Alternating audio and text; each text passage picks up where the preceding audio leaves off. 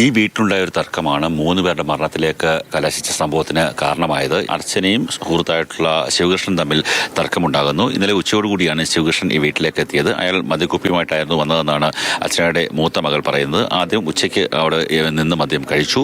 അതിനുശേഷം ബാക്കിയുള്ള മദ്യം കഴിക്കാനായി പരിശോധിച്ചപ്പോൾ മദ്യക്കുപ്പി കണ്ടില്ല. അത് അർച്ചന മാറ്റിവെച്ചു എന്ന് പറഞ്ഞ് അർച്ചനയെ അയാൾ മർദ്ദിച്ചു. ശിവകൃഷ്ണൻ തന്നെയാണ് ഫയർഫോഴ്സ് ഉദ്യോഗസ്ഥരെ വിവരമറിയിച്ചത്. സോണീസ് കുമാർ അർച്ചനയെ ഒരു സുരക്ഷാ വലയിലാക്കി മുകളിലേക്ക് കയറ്റാൻ ശ്രമിക്കുന്നതിനിടെ ശിവകൃഷ്ണൻ ഇവിടേക്ക് എത്തുകയും ടോർച്ചിന്റെ വെട്ടം ഈ കിണറിനുള്ളിലേക്ക് തെളിച്ചു കൊടുക്കാൻ വേണ്ടിയുള്ള ശ്രമം നടത്തുകയും ചെയ്തു. പെൺകുട്ടിക്ക് ജീവനുണ്ടായിരുന്നു. അതിനെ രക്ഷപ്പെടുത്താൻ ശ്രമിക്കുന്നതിനിടെ കരയ്ക്ക് നിന്ന് മറ്റൊരു സുഹൃത്ത് ഇവരുടെ അയാളത്തിന് മദ്യവെച്ചിട്ടുണ്ടായിരുന്നു. തലയുടെ ഒരു ഭാഗം പൂർണ്ണമായും തകർന്നു പോയിട്ടുണ്ട് സോണിയസ് കുമാറിന്റെ. അദ്ദേഹത്തെ ആശുപത്രിയിലേക്ക് കൊണ്ടുപോകുന്ന സമയത്താണ് ജീവൻ നഷ്ടമായത്. പിന്നീട് കുണ്ട്രയിൽ നിന്നും കൊല്ലത്തു നിന്നും ഫയർഫോഴ്സ് ഉദ്യോഗസ്ഥരെത്തിയാണ് മറ്റു രണ്ടുപേരെയും അർച്ചനയും ശിവകൃഷ്ണനെയും മുകളിലേക്ക് ഉയർത്തിയത്. 3 പേരുടെ ജീവൻ നഷ്ടമായി. ഒപ്പം തന്നെ 2 കുടുംബങ്ങൾക്ക് അത്താണികളില്ലാതായി. അർച്ചനയുടെ 3 കുഞ്ഞുങ്ങൾക്ക് അമ്മയില്ലാതായിരിക്കുന്നു.